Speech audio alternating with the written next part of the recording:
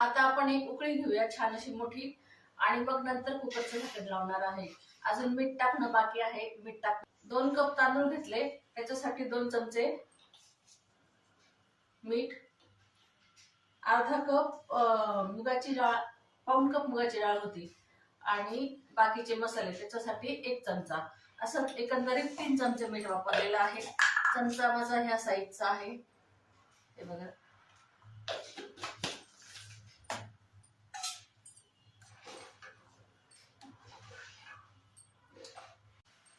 पोळीच्या खाली ठेवलेले जे टिश्यू पेपर असतात ते नंतर आपण वापरल्यानंतर दुसऱ्या दिवशी काढून ठेवतो, ते सुकून जातात, आणि मग त्याचं ह्या गोष्टी न वापरायचे.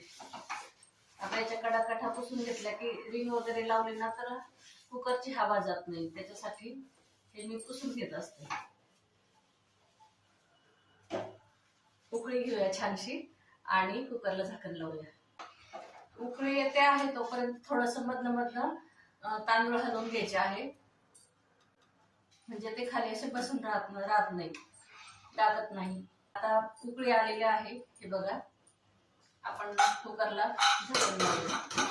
शिट्टी थोडीशी वरती करायची, म्हणजे झाकण व्यवस्थित लागतं, आणि आता उतू जाणार नाही भात, आणि आता उतू जाणार नाही. हे इकडनं असं पाणी येतं ना, ते उतू जाणार नाही पाणी. आता 2 शिट्ट्या करून घेणार कुकरच्या की झाला भात मस्त छान छान भात.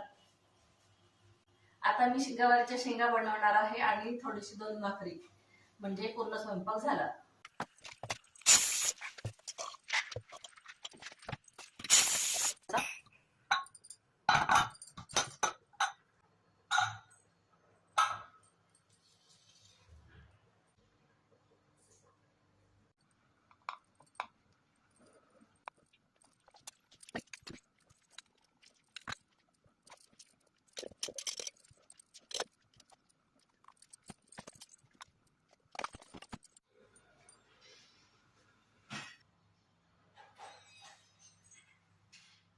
टेस्ट करून बघते, चव घेऊन बघते आणि सांगते काय प्रमाण व्यवस्थित आहे की नाही.